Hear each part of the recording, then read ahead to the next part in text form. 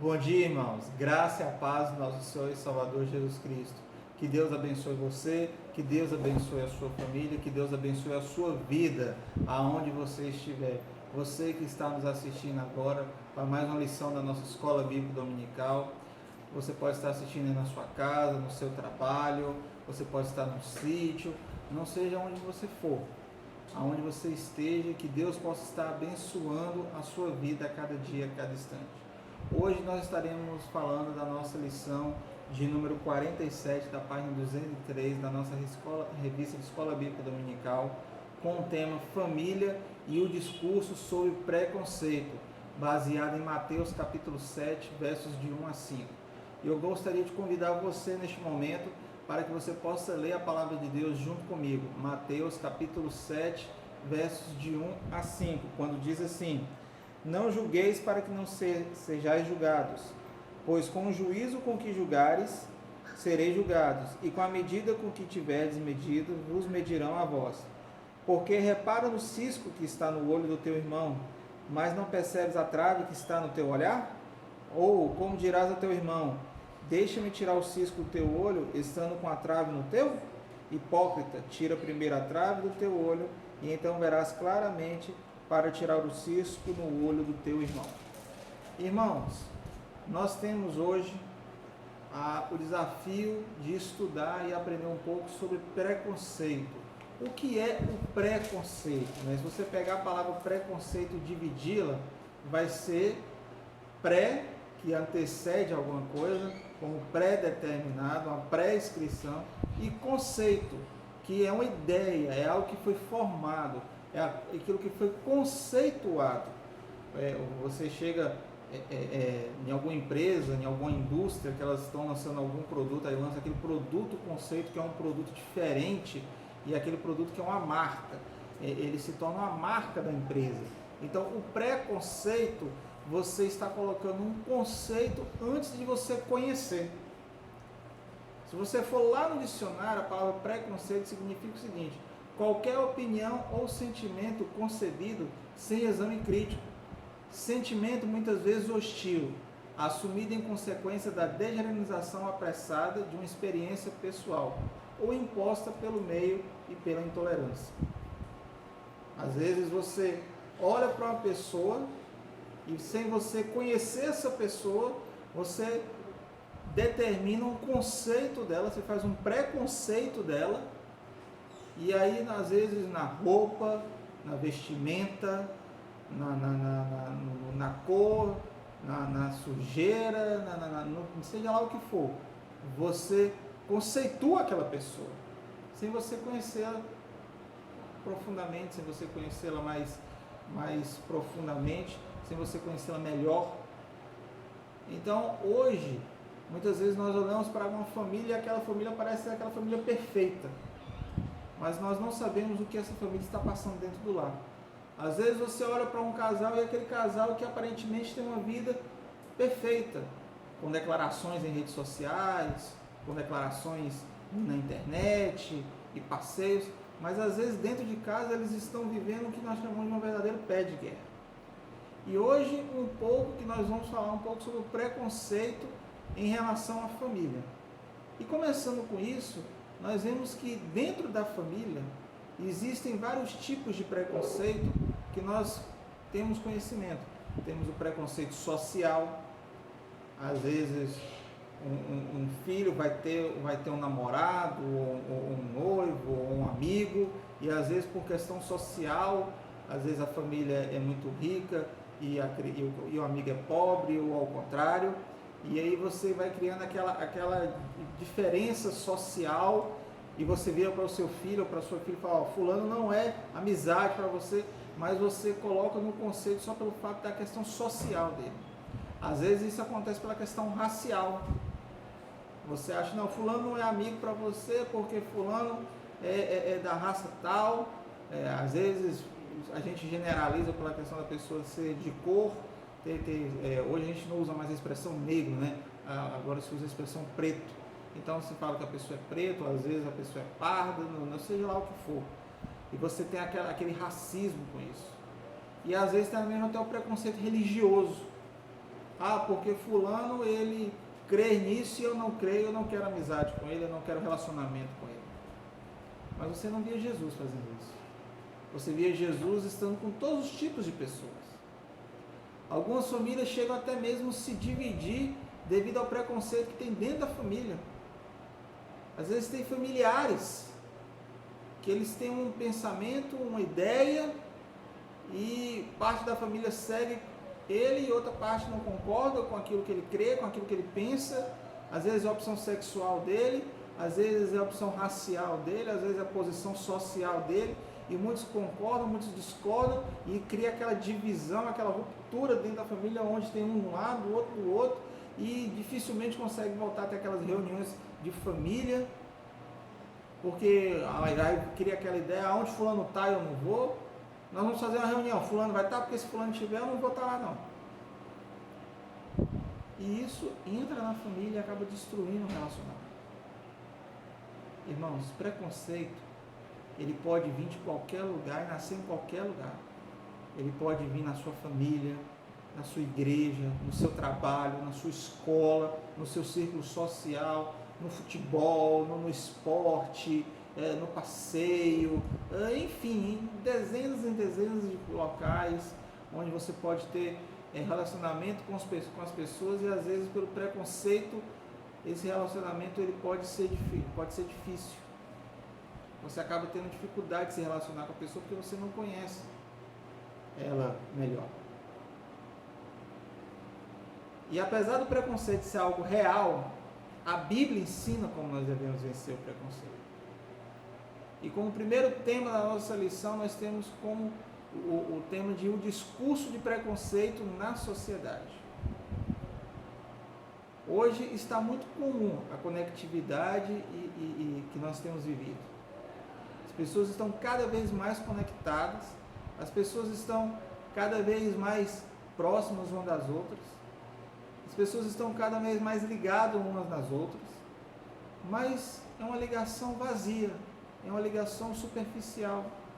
São nuances que tem próximo dela que ela não percebe, porque a internet e as redes sociais têm propagado uma ideia de felicidade, de amor, de status, que muitas vezes não tem a ver com aquilo.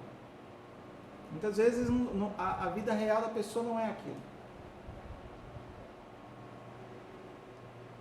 A internet, infelizmente, quando ela não é bem usada, as redes sociais, quando elas não são bem usadas, acaba criando uma falsa ideia, um falso conceito daquilo que realmente é. Você vê postagem das pessoas sempre sorrindo, sempre alegres, sempre felizes. O tempo todo a pessoa faz uma postagem na praia, no restaurante, na lanchonete, e quando você vai ver realmente o que é a vida da pessoa, não tem nada a ver com aquilo. E aí você começa a pensar, eu queria ser como fulano, olha as postagens que fulano dá, olha os seguidores na rede social, olha os seguidores que ele está tendo, e ele tem milhões de seguidores, várias dezenas de seguidores, que muitas vezes ele não sabe o nome, não conhece, não sabe quem são, e isso não acrescenta, espiritualmente falando, nada na vida dele, e muitas vezes socialmente falando não acrescenta em nada na vida dele. Talvez acrescente somente no fato de ter pessoas para estar satisfazendo o ego dele, ou para que ele possa estar ganhando dinheiro através da imagem dele. Mas não é isso que a palavra de Deus nos ensina. A palavra de Deus nos ensina que nós temos que ser embaixadores aonde nós vamos. E o que é um embaixador? Um embaixador representa um país. Se é um embaixador do Brasil e vai lá para o México, ele está representando o Brasil no México. Se é um embaixador da Argentina e vai lá para os Estados Unidos, ele está representando a Argentina lá nos Estados Unidos. O embaixador de Cristo, ele deve representar o Evangelho de Cristo aonde ele for. Aonde ele estiver, ele tem que estar representando o Evangelho de Jesus. Olha o que a palavra de Deus nos diz no livro de 2 Coríntios, na segunda carta de Paulo aos Coríntios, no capítulo 5, nos versos 20 e 21. De sorte que se somos embaixadores da parte de Cristo, como se Deus por nós rogássemos, rogamo-vos da parte de Cristo que vos reconcilieis com Deus. Aquele que não conheceu o pecado, ele o fez por nós, para que nele fôssemos feitos justiças da parte de Deus. Nós vivíamos em pecado. Nós estávamos mortos em nossos delitos e pecados. E Paulo escreve a carta aqui aos Coríntios dizendo o seguinte: aquele que não conheceu o pecado se fez pecador por nós. Jesus, ele podia ter olhado para todo mundo e ter falado assim: não vale a pena morrer para esse povo, é um bando de pecadores. Mas Jesus não fez isso. Nós temos que parar com essa mania, com essa falsidade e viver uma vida regrada, limitada, regida pelo Evangelho de Jesus Cristo. É isso que nós precisamos entender. Paulo está dizendo isso aqui para nós. Jesus não conheceu o pecado, se fez pecado por nós, se fez pecador por nós. Por que nós não podemos fazer algo a mais pelo nosso próximo? Por que nós não podemos fazer algo a mais pelo nosso irmão? A gente lê em Mateus aqui: tira primeiro a trave do teu olho para depois querer tirar o cisco do olho do teu irmão. Apontamos o dedo, achando que nós somos melhores, quando muitas vezes somos tão pecadores quanto os quais nós estamos apontando o dedo. É preciso muita sabedoria e muita cautela para que o cristão possa entender que ele não tem que ficar perdendo tempo em discussões vazias, opacas, áridas, que não vão levá-los para lugar nenhum. Às vezes a gente fica vendo pessoas perdendo tempo, fazendo discussões nas redes sociais, na internet, debatendo. Irmãos, nós não temos que ficar preocupados com isso. Pessoas estão cada vez mais se afastando do Evangelho, porque a Bíblia está dizendo que vai ser assim. Jesus está voltando, é iminente a volta de Jesus. Nunca foi tão claro a volta de Jesus como está sendo nos nossos dias. A palavra de Deus diz que no final dos tempos, amor de muitos esfriariam, doenças surgiriam, nações guerreariam, pessoas se apostatariam da fé. Cada vez mais está se cumprindo a promessa para o surgimento do tão famoso anticristo. Meus irmãos, Jesus está voltando. Não vamos ficar perdendo nosso tempo, gastando a nossa energia, gastando a nossa fé e o nosso conhecimento em discussões que não levam para lugares nenhum. Não adianta nada você querer enfiar, incutir, né? Às vezes a gente tem aquela mania, igual nossos pais falavam quando a gente era menor e a gente estava lá na escola, quando a gente queria aprender, que a gente devia aprender alguma coisa e não conseguia, o pai falava assim: eu vou abrir a sua cabeça e botar o livro dentro, que é para ver se você aprende. Não adianta a gente querer abrir a cabeça da pessoa e enfiar a Bíblia lá dentro, porque ela não vai aprender. Não é nós, não é o nosso conhecimento, não é a nossa oratória, não é a nossa citação bíblica que vai fazer com que a pessoa reconheça que ela é pecador. Isso é feito através do Espírito Santo de Deus. Nós não temos que ficar perdendo tempo com discussões.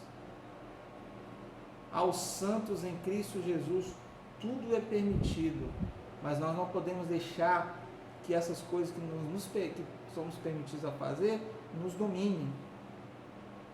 E nós caiamos na tentação de fazer. Como assim, pastor? Tudo é permitido? A Bíblia não te proíbe de pecar. Não tem nenhum versículo na Bíblia que fala assim: é proibido ao cristão pecar.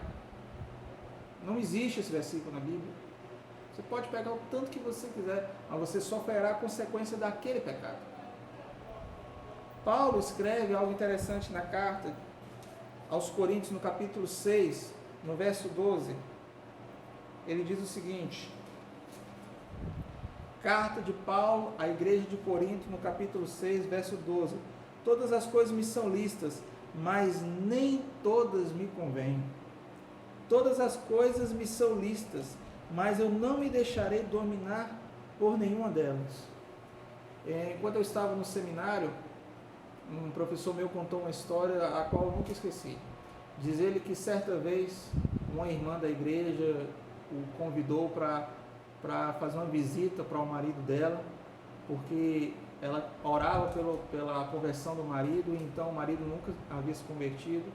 E ele falou assim: minha irmã, amanhã eu vou fazer uma visita para o seu marido, vou fazer um teste com ele.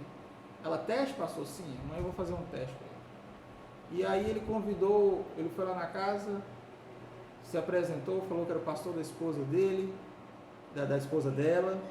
E aí ele saiu com o marido dessa senhora para caminhar, fazer visitas, orar pelas pessoas, e o marido aceitou e chamou e foi junto com o pastor. E isso em pleno verão no litoral. E aí ele foi andando, e ele entrava no local, ele orava, ele lia a Bíblia, entrava num comércio, orava, lia a Bíblia, visitava um irmão, chegava na porta de um, na porta de outro, e o irmão o tempo todo andando com ele, o pastor andando, e ele sem beber água, debaixo do sol andando, nada de carro, nada de bicicleta. Então eles começaram a andar, indo na direção, eles eram numa cidade litorânea, e eles começaram a andar na região do litoral, próximo da praia. E aí naquele momento o pastor sentou com o irmão num quiosque, lá na Bahia a gente fala barraca de praia, né? Sentou lá na barraca de praia e sentou na mesa e falou com o garçom assim: me traz uma cerveja e 2 copos. E o camarada já estava assim, morto de sede, e aí o garçom foi e colocou a cerveja e os 2 copos. Diz o pastor que o copo chegou a vir com aquela marquinha de quando o copo fica dentro da geladeira, de tão gelado que estava. Então aí você imagina como que aquela cerveja, né, que o pastor pediu, para quem toma cerveja devia estar bem atrativa. E aí ele começou a conversar com o camarada, e até que em um determinado momento o cidadão já estava assim de olho na cerveja, regalando o olho, até que você, pastor, não aguento mais. Ele pegou o copo, tomou aquela cerveja toda, chegou a fazer aquele assim, né, quando você toma uma coisa que te satisfaz. E aí no final o pastor falou assim: quem é o escravo aqui? Eu posso ficar o dia inteirinho olhando para esse copo de cerveja aqui e eu não tenho a menor vontade de tomar essa cerveja. Você não conseguiu ficar 5 minutos próximo dele sem ficar com vontade de tomar. Todas as coisas me são lícitas, irmãos, mas nós não podemos deixar que nenhuma delas nos domine. Seja bebida, seja vício, seja qualquer tipo de pecado que possa vir contra a nossa vida. Nós não podemos deixar que isso nos domine. E isso vai atrapalhar a sua família, isso vai atrapalhar a minha família, isso vai atrapalhar a família de Jesus Cristo, a família de Deus, quando nós permitimos que o pecado nos domine. Nós não podemos permitir, nós não podemos aceitar, nós não podemos concordar que o pecado domine a nossa vida. Nós vamos pecar. Você vai pecar, eu vou pecar, até o último dia da nossa vida. Mas nós vamos ter o nosso coração quebrantado, moldado, transformado pelo Evangelho de Cristo, para que possamos reconhecer que Jesus Cristo é o maior e autor e consumador da nossa fé. É isso que nós devemos ter na nossa sociedade, na nossa vida, na nossa família. Entender que esse discurso de preconceito na sociedade que é colocado aí, meu irmão, se não condiz com o Evangelho de Cristo, não provém de Deus. E nós precisamos entender isso. O segundo tópico da nossa revista traz hoje o tema lidando com o preconceito.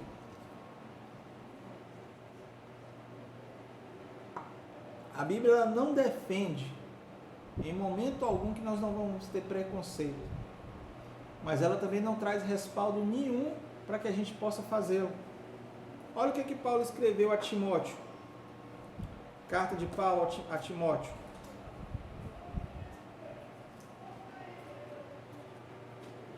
1 Timóteo capítulo 5, verso 21, quando diz o seguinte: eu te exorto diante de Deus, de Cristo Jesus e dos anjos eleitos, que guardes essas instruções, nada fazendo com parcialidade.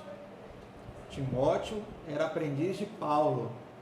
Paulo estava com o desafio de treinar Timóteo para que ele se tornasse um bom pastor. E aqui está dizendo para ele não julgar nada com que? Parcialidade. Que o julgamento dele, o tratamento dele na igreja não seja parcial. Que ele não trate melhor uma pessoa e trate pior outra. Não, devemos tratar todos de maneira igual. Já pensou se Jesus falasse assim: eu quero morrer por esse, mas não quero morrer por aquele? Eu perdoo o pecado de um, mas não perdoo o pecado do outro? Deus, ele é a favor do homem de forma geral. Ele quer que o homem de uma forma geral seja salvo. O que fala João 3,16? Porque Deus amou o mundo de tal maneira que deu seu Filho unigênito, para todo aquele que nele crê não pereça, mas tenha vida eterna. Irmãos, nós precisamos crer que Jesus Cristo morreu por aqueles que reconhecem que Ele é Salvador. E quem é esse tipo de pessoa? Você, meu irmão. Você que entrega a vida para Jesus e o convida para ser o Senhor suficiente da vida dele. A gente tem uma passagem em Lucas, que é a passagem do bom samaritano, e aí aquela passagem onde tem um judeu caído e passa um mestre da lei, passa um doutor, passa várias pessoas, aí passa um samaritano. E o judeu não se dava bem com o samaritano, porque lá no Antigo Testamento eles tinham a rixa depois da divisão do reino, depois que Roboão, junto com Jeroboão, assumiu o reino depois da morte de Salomão. E aí o reinado se quebra, se divide, e naquele momento ali o judeu passa a viver de um lado, o samaritano passa a viver do outro. E aí agora Jesus vai e conta uma parábola. O que é uma parábola? Parábola não é uma fábula. Fábula conta a história do cachorro que conversou com o leão, que conversou com a pessoa. Não, parábola são histórias verossímeis. São histórias que elas podem ser verdades. Jesus não conta a história do macaco que estava andando e correndo e começou a falar, não. Jesus conta a história de você estar dirigindo na estrada e de repente pode acontecer isso. Você estava andando de bicicleta no centro e de repente pode acontecer isso. Você estava no shopping passeando e de repente pode acontecer isso. Isso é uma parábola. Então Jesus conta a parábola do bom samaritano. O samaritano que vê o judeu caído, machucado, e aí ele vai lá e corre e ajuda o judeu. Meus irmãos, se o samaritano pode tomar essa atitude, nós também podemos. Nós não temos que ficar com preconceito e deixando com que esses preconceitos nos afastem e nos atrapalhem do Evangelho. Ah, não vou pregar para fulano não, fulano não quer saber de Jesus. É perda de tempo. Não, irmão, não é você que determina. E não é você que ganha a alma para Jesus. É o Espírito Santo que convence o homem do pecado e do juízo. Mas pastor, como é que eu vou saber para quem eu devo pregar? Prega para todo mundo. Vive o Evangelho diante de todo mundo. Testemunho para todo mundo. Fale de Jesus para todo mundo. Seja luz com todo mundo. Seja sal com todo mundo. Procure fazer diferença com todo mundo. E aqueles que forem tocados pelo Espírito Santo, essas pessoas serão tocadas por Deus e serão com a vida transformada. Eu estava celebrando um casamento ontem e um irmão falou comigo que uma pessoa que chegou na igreja tem gostado muito do que eu falei para ele, a lição da escola bíblica. Eu falei assim, glória a Deus, amém, que as minhas palavras não sejam minhas, mas seja o Evangelho falando através de mim. É isso que nós devemos entender, que o Evangelho tem que falar através de nós. A cidade de Nazaré, na época de Jesus, era uma cidade extremamente preconceituosa. Lucas capítulo 4 nos traz uma lição que fala sobre isso da seguinte maneira. Lucas capítulo 4, versos 22, acompanhe comigo se você puder. Todos falavam bem dele e se maravilharam das graças que saíam da sua boca e diziam, não é este o filho de José? Estão se referindo a Jesus aqui. Aí lá no versículo 28 a 30, acontece o seguinte, todos na sinagoga, ao ouvirem essas coisas, se encheram de ira, e levantando-se, expulsaram-no da cidade e levaram até o cume do monte em que a cidade deles estava, construíram lá para lá o jogaram. Ele, porém, passando pelo meio deles, se retirou-se. Irmãos, primeiro eles falam que Jesus falava algo maravilhoso a todas, e aí Jesus vai lá para a sinagoga, onde os judeus cultuavam, e ele começa a falar de Deus ali, não como o judeu queria, mas como deveria se ouvir, e aí eles começam a se levantar e começam a não concordar com aquilo que Jesus estava pregando. Meu irmão, tem algo que eu quero dizer para você. Quando você ouvir uma palavra de alguém, quando você ouvir um sermão, quando você ouvir uma mensagem, e essa mensagem ela começar a te agradar demais, essa mensagem começar a ser bonita demais, essa mensagem começar a te encher demais e falar que você é isso, que você é aquilo, cuidado, irmão. Cuidado. Provavelmente não tem a ver com o Evangelho. Porque o Evangelho, ele nos desafia. A Bíblia, ela nos ensina que nós somos pecadores. Tem uma música que fala assim, você é o ouro puro de Ofir e não sei o que, da riqueza de Deus e pererê. Não, você não é isso. Eu e você somos depravados. Eu e você somos pecadores. Eu e você estamos mortos em nossos delitos e pecados. E Deus, por misericórdia, nos salvou. Filipe, apóstolo Filipe, ele teve preconceito quando ele chamou Natanael. Pode alguma coisa vir hoje de Jerusalém, de Belém? Porque a cidade de Belém não vinha nada bem, mas quem nasceu em Belém? O Salvador do mundo. Irmãos, não temos que ficar pensando e formando preconceito de tudo. Temos que pensar que pessoas mudadas, lavadas, transformadas e remidas são o alvo pelo qual Jesus Cristo morreu na cruz. Ninguém é livre de preconceito. Ninguém. Às vezes a pessoa está olhando para você e forma um preconceito em cima de você. Às vezes você forma em cima da pessoa sem nem saber direito. E muitas vezes nós julgamos e julgamos erroneamente. Julgamos de maneira errada. Julgamos de uma maneira que não condiz com aquilo que o Evangelho ensina. Olha o que a palavra de Deus nos ensina em 2 Timóteo, capítulo 3, versos 11 e 12. Perseguições e aflições, as quais me aconteceram em Antioquia, Icônio e Listra, quantas perseguições sofri, e o Senhor de todas me livrou. Verso 12. E na verdade, todos os que desejam viver piedosamente em Cristo Jesus padecerão de perseguições. Eu acho muito bacana quando eu vejo Jesus falando e vejo a palavra de Deus nos exortando, e aí a gente vê pastores, infelizmente a gente vê pastores que não têm um mínimo de conhecimento teológico, um mínimo de conhecimento bíblico, e fica pregando um monte de heresias, um monte de bobagem. Isso aqui não é preconceito, não. Isso aqui é, infelizmente, é o que é verdade. Infelizmente. E aí eles começam a falar, não, porque a graça de Jesus é sobre sua vida, por isso você vai vencer, você vai vencer, você vai vencer, você vai conquistar, você vai garantir. Né? Irmãos, olha o final do versículo aqui. Versículo 12. Sejam viver piedosamente em Cristo Jesus, padecerão, estará no futuro, o verbo aqui padecer está no futuro, padecerão perseguições. Meu irmão, não vai padecer viagem na praia, não vai padecer viagem para a roça, não vai padecer mina de dinheiro, mina de ouro, conta bancária recheada, viagem ao redor do mundo, não, nós vamos padecer perseguição.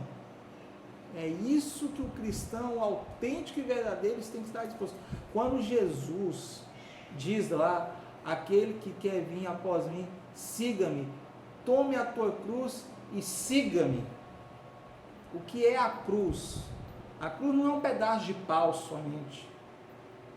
A cruz, irmãos, era a pior forma, ou talvez, não a pior, mas uma das piores formas de punição no início da era cristã. A morte de cruz era separada para aqueles criminosos cujos crimes fossem os mais aterrorizantes, os mais violentos, os mais inescrupulosos. A cruz era para esse tipo de pessoas.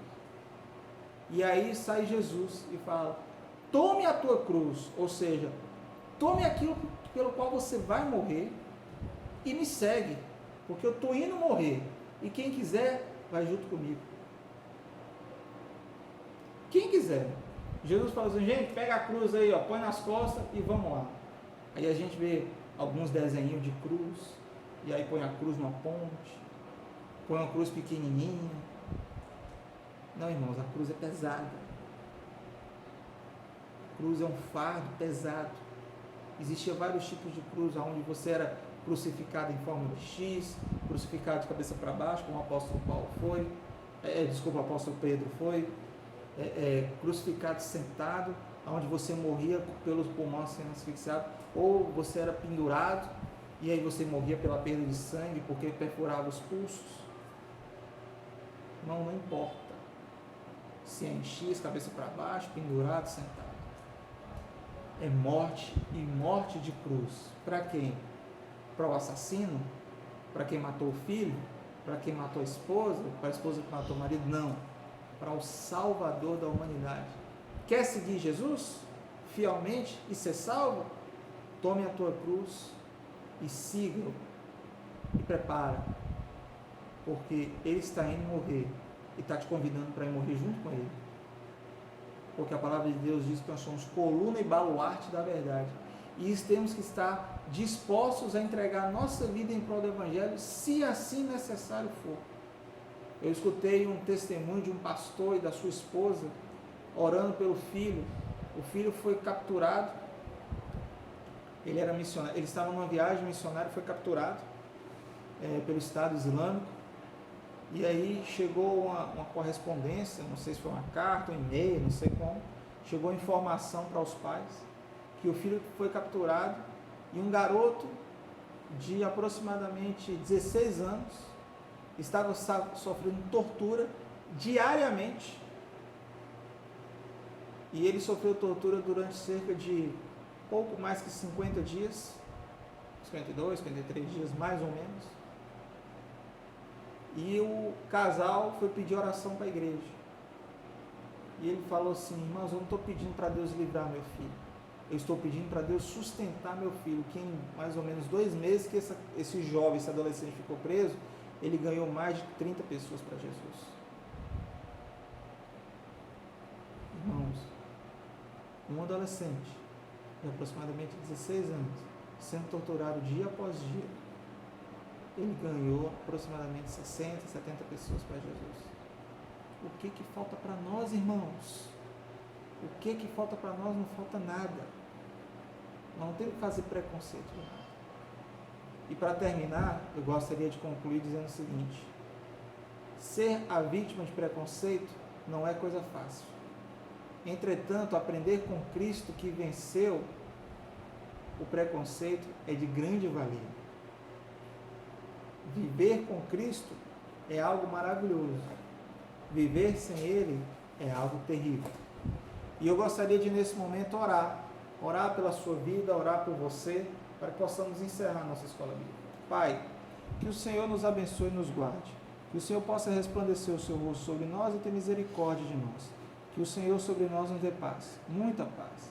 E que essa paz, essa graça e essa paz do nosso Senhor e Salvador Jesus Cristo, o amor de Deus o Pai, as doces consolações do Espírito sejam convosco em todos os locais da terra. Abençoe a vida dos teus filhos, ó Deus, que estão vendo essa lição. E que em nome de Jesus, o Senhor possa intervir e fazer com que essa lição possa tocar no coração deles e abençoá-los a cada dia. Obrigado por tudo, em nome de Cristo Jesus. Amém. Que Deus te abençoe, que Deus te guarde, que Deus te ilumine. Até a próxima.